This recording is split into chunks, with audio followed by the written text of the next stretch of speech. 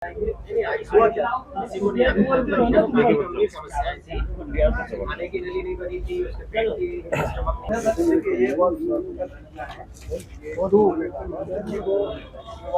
अरे ये कौन है?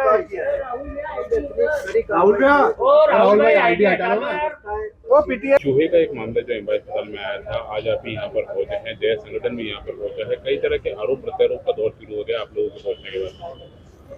ये देखिए कि मेरे विधानसभा के रूपापाड़ा का मामला है और जैसे मीडिया के माध्यम से पता चला कि हमारे यहाँ की जो बच्ची एक डॉक्टर को भगवान समझ करके हमारा यहाँ का आदिवासी परिवार यहाँ पर एमवाई के अस्पताल में भर्ती करवाया था, लेकिन यहाँ पर हैवानियत का शिकार हुए।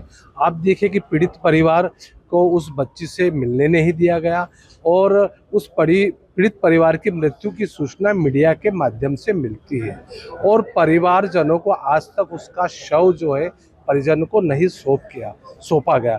तो एक तरह से गहरा एक अमानवीय है, ये एक भारतीय संस्कृति पे सभ्यता पे एक तमाचा है। इस पूरे प्रकरण की न्यायिक जांच होना चाहिए, प्रकरण दर्ज होना चाहिए।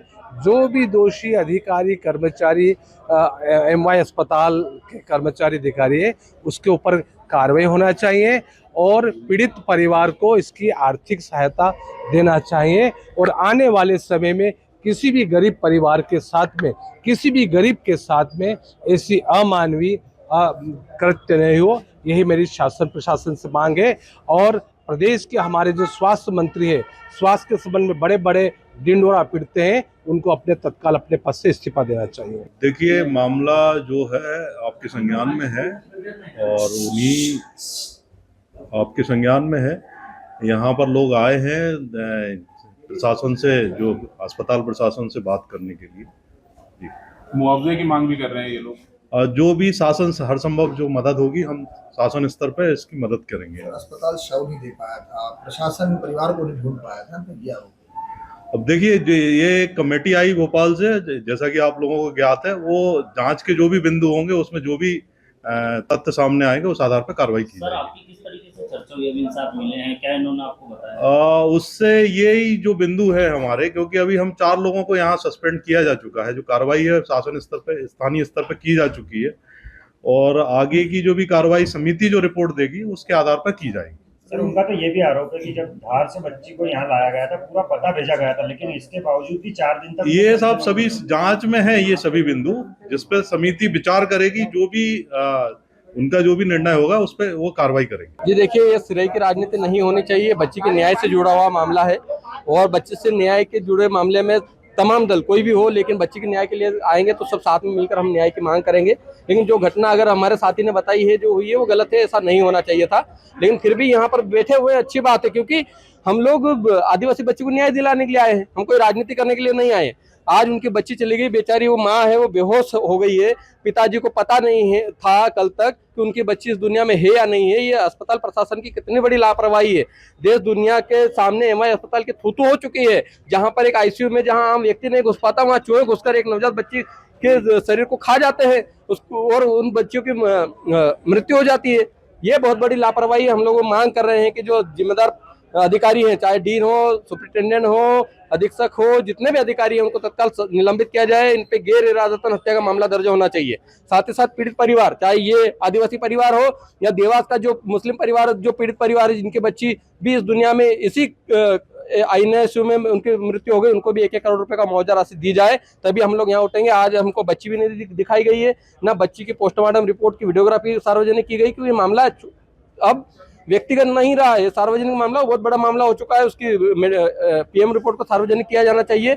हमको खबर लगी है कि जो धार की बच्ची इनकी बालिका थी, उनकी 3 उंगलियां नहीं है, यानी कि 3 उंगलियां चूहे खा चुके हैं। जब से विषय शुरू हुआ है जब से विषय शुरू हुआ है तब 1 हफ्ता लगभग हो गया है। इस विषय में एज ए डीन जो मैंने कार्रवाई की है, मैं आपको बता देता हूँ कि हमने एक डिप्टी सुपरिटेंडेंट लेवल के चिकित्सक, जो कि बड़े डॉक्टर हैं एमवाई अस्पताल के, जो सुपरिटेंडेंट के साथ में काम करते हैं, उन्हें डॉक्टर मुकेश जायसवाल, उन्हें हमने सस्पेंड किया है। और 3 नर्सिंग ऑफिसर्स हैं जो कि सीनियर नर्सेज हैं हमारे यहाँ, नर्सिंग ऑफिसर्स की पोस्ट पर है, उन्हें सस्पेंड किया है। एमबाई अस्पताल के जो सुपरिटेंडेंट हैं उन्हें भी नोटिस दिया है, और एचओडी हैं, और एचओडी के साथ में जो उनके सहायक एचओडी थे, जो इंचार्ज थे, उन्हें भी नोटिस दिया है। और साथ में और उनके विभाग के नर्सेस हैं जो कि उस प्रक्रिया में, जो असिस्टेंट आईसीयू इंचार्ज थी, उन्हें भी नोटिस दिया गया है। तो इस प्रक्रिया में हमने कड़ी कार्रवाई की है एज ए डीन। अब चूँकि डीन के पास 8 अस्पताल हैं, एमबाई जिसमें से एक है, कड़ी कार्रवाई हमने की है। पेस्ट कंट्रोल पे क्या करोगे? पेस्ट कंट्रोल पे तुरंत हमने, जो एजाइल कंपनी है, उसको टर्मिनेशंस के लिए शासन को लिखा है, हम प्रक्रिया कर रहे हैं। और उसका जो पेस्ट कंट्रोल वाला पार्ट है वो उसको टर्मिनेट भी कर दिया गया है। अभी कल ही पत्र मिला है उसका, कल टर्मिनेट कर दिया गया है पेस्ट कंट्रोल का। और साथ में व्यवस्था ये की है कि डेली पेस्ट कंट्रोल कराएंगे। अभी 15-15 दिन में जैसे हो रहा था, कौन अब करेगा ये? हम डेली पेस्ट, नई एजेंसीज आ गई हैं और नई एजेंसी काम शुरू कर दिया है, और काम हम देख भी रहे हैं।